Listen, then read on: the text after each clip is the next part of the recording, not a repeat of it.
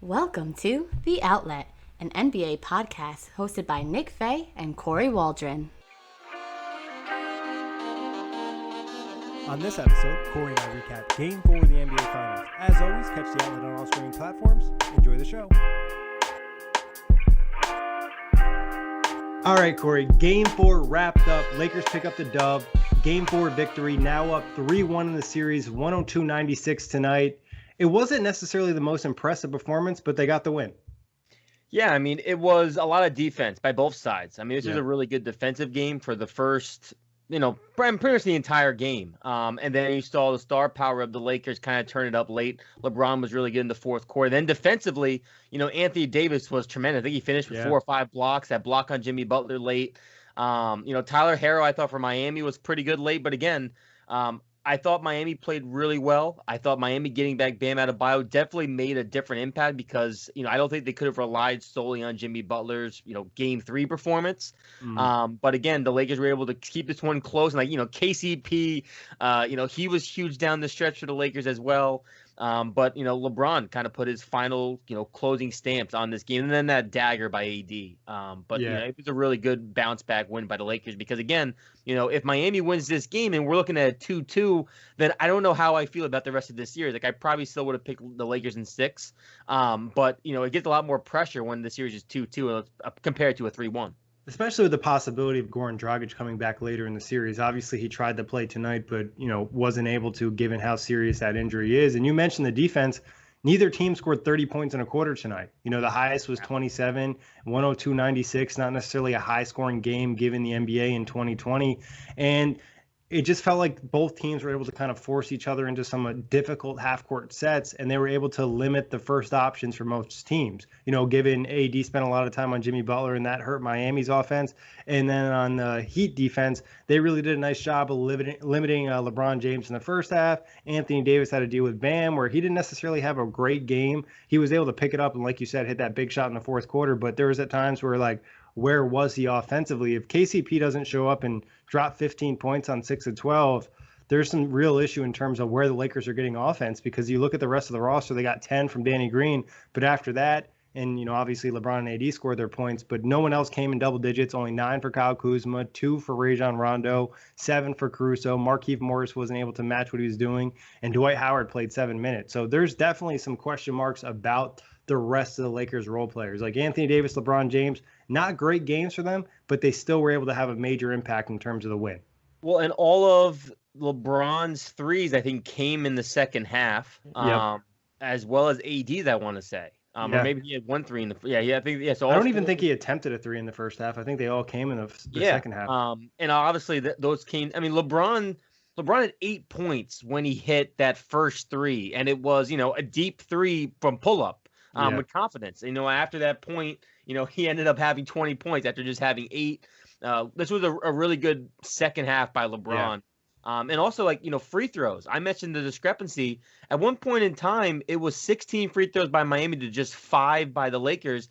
It ended with Miami having 26 free throws, or 25, excuse me, and the Lakers having 21.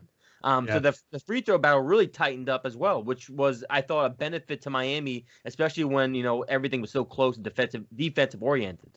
And the Lakers really got a lot of those free throws in the fourth quarter when it mattered. And when the offense was really tough, both teams really locking in down the stretch. And that kind of makes the difference. In aggressive LeBron, and we've talked about this throughout the postseason, he maybe doesn't have it for the full entire game, but he can still turn it on in the fourth quarter when you need those buckets. You need to be aggressive. He can still be the best player on the floor. Obviously, I felt like Miami did a good job trying to attack him earlier in the game, but in that fourth quarter, he's still LeBron James. 100%. I mean, that the fadeaway he had on Jimmy Butler baseline was really tough, and almost felt like that might have been the turning point too a little bit for the Lakers. I knew that was going in. There was just you knew he wanted to go fade to that baseline. He just typically does it, and you thought Jimmy Butler might know that, just given how good of a player and how many times they've matched up. And now LeBron still got it, but. Going to the Heat side, Jimmy Butler, still a good game, but wasn't the crazy performance we saw in the last one. Well, we needed to touch on the fact that Jimmy Butler in the first quarter was 5 for 5, and he finished the game just 3 for 12. Yeah. So the really hot start, ended the first quarter with a buzzer beater, and it felt like, okay, Jimmy's gonna go for 40 again, maybe. Yeah. Like he was playing with that type of tenacity, that type of aggression again, and then he really cooled off. And then you even noticed in the fourth quarter, he was hesitant to take jump shots. Yeah. And I saw a couple of people making jokes, oh, you're in trouble. Yeah, I'm in trouble by the guy who's now scared to take jump shots because it's a close game. And that's kind of what happens when your best player, unfortunately, doesn't have a consistent jump shot. Is when you're in these tight situations, you have to rely on Tyler Herro, the 20-year-old rookie, to hit jump shots, and that's problematic, of course, for Miami. And he even turned down some contested looks at the rim against Anthony Davis, obviously, which is, a tough look. But if you're not going to shoot the mid-rangers, you're not going to shoot the threes, you're going to have to take the opportunities in front of you. So I think Butler, actually give a lot of credit to the Lakers in the game plan and putting Anthony Davis on him, especially if he's not going to shoot. That's a perfect matchup for them, and they essentially kind of took him out of the game. He still was able to have an impact on some of those screens. Duncan Robinson was able to set for him. But I think offensively, another issue for the Heat was just like they had to play Kendrick Nunn 25 minutes. He was 2 of 11 from the field. A lot of bad shots in there, a lot of early possession, mid-range jumpers, and defensively, obviously not a great player on that end of the floor. And I feel like that's what really hurts them with not having Dragic. Not even the fact that the type of postseason Dragic is having, but the drop-off from him to Kendrick Nunn. Yeah, I mean, you can say almost the role players in general. Kelly Olynyk has had some really good games this series without Bam Adebayo. Bam comes back. Of course, you're not going to play Kelly Olynyk as much. There was no Myers Leonard tonight either, but Kelly Olynyk looked bad in his 12 minutes. Yeah.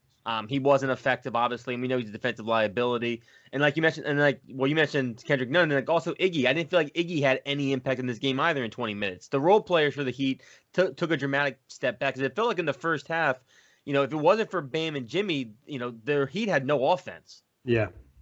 And I think that's what we've talked about going to the series with the Heat is, Spoelstra has an option. He can play a guy that's good offensively, but then he's probably bad defensively. And that's where it kind of goes with Andre Iguodala and Jay Crowder. You're not necessarily getting offense. They're giving you good defense. But then if you elect to play guys like Duncan Robinson and Tyler Herro, they're going to kind of get attacked a little bit more. And you saw LeBron James do that a lot in the fourth quarter with Duncan Robinson, making sure to take a ball screen to get that switch or put him in the action, whatever it might be. And that led to a lot of, either looks for LeBron at the rim or open looks for the rest of the Lakers, because it's compromising the defense.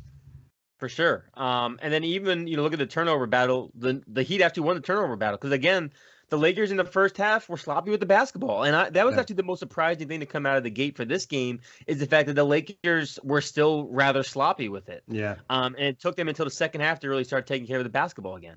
I felt like in general, I thought the Lakers would come out with more energy and more aggression from the start, and they really didn't. And I felt like that's what kind of allowed Miami to be in the game throughout, was just that lack of foot on the throat, we're going to end this game early type of thing, where it was just constantly like Miami was getting back into it. And I didn't feel like Miami played a great game. I wasn't super impressed by them to any extent. And I was talking to you, before the show started, if this was one of the best teams we saw in the regular season, given the Bucks or the Clippers in the series, we're probably looking at a 2-2 series. And that's no disrespect to the Heat. Obviously, Dragic is out, but they're not one of the most talented teams in the league.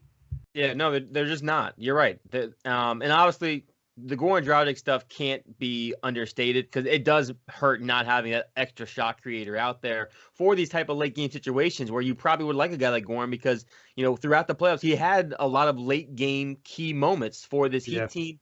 And, I wanted to say, kudos to him for trying. It actually kind of made me sad seeing him pregame crying on the sideline because he just couldn't get out there. But like you said, this Heat team, you said this off wax, we never saw them as a top 5 team going into the regular season, going into the playoffs. We didn't see them as that either. And it feels like they just lack some of the offense you really need in the NBA Finals. They just lack the talent. They lack the two-way guys. They lack those elite shot creators, like you said. If it's not Jimmy Butler, and Jimmy Butler's not an elite scorer. He can average 20 a game, but it's not like he's a guy that has this crazy bag where he's, hitting pull-up threes and doing all this type of stuff to you. And a guy that really, Butler can drop 40, but it's not like he's going to go probably for 50 or anything.